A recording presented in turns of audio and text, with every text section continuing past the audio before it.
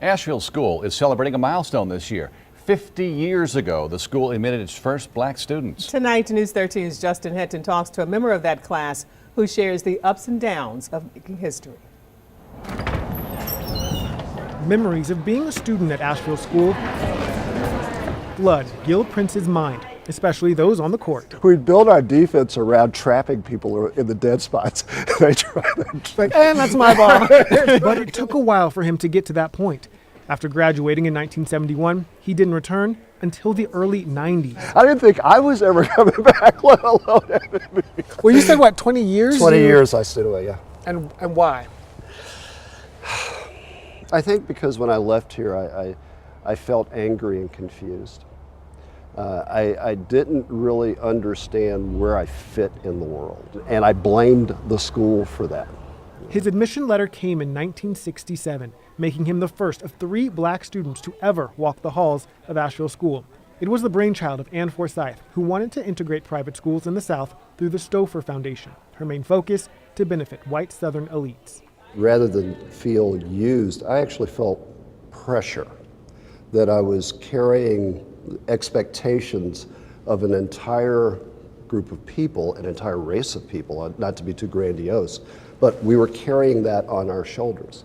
At 13, 14. At 13, 14 years old. To understand his journey, we went to the Wilson Library at UNC Chapel Hill, looking through Prince's Stouffer Foundation records, which required his permission to access. That file includes a letter from the director of admissions to the Stouffer Foundation. It shows Prince almost didn't get in after 2 other black students were admitted. Administrators were hesitant to push our luck by adding a 3rd boy in the 9th grade for next year. But that wasn't the end of the conversation for head of school Jack Tyrer and the director of admissions Gerald Shields. There was another memo. The head of school, Jack Tyrer, wrote him back and said, "No, I like this student, let's admit him."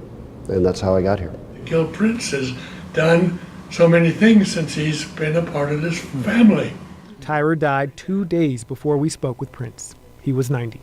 He couldn't comprehend what might happen as a result of his choices, but he knew they were the right choices.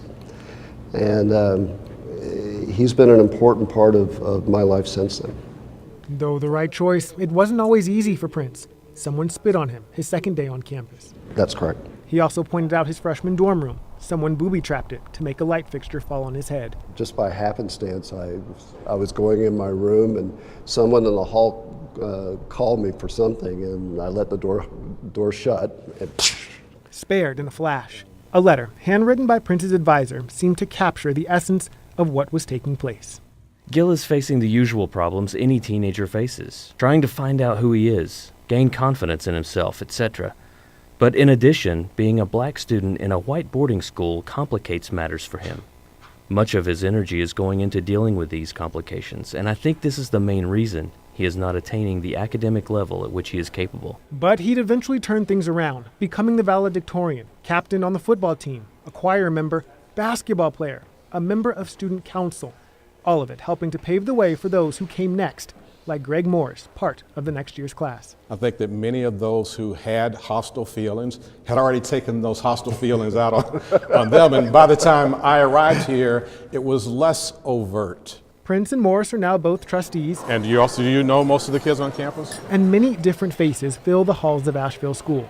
But the big question, was the goal of the Stouffer Foundation met? On an individual level, we did help round out the perspectives of the people that we went to school with. White people. White people that we went to school with. They had the opportunity to see people of color as really people. I think that it made the world be a better place. Is it enough that we can all see that and measure that? I think that we'll never really know the answer. A lot to ask of the ones who started it all. In Asheville, Justin Hinton, News 13. We've posted a collection of letters and other materials from Prince's high school days on WLOS.com.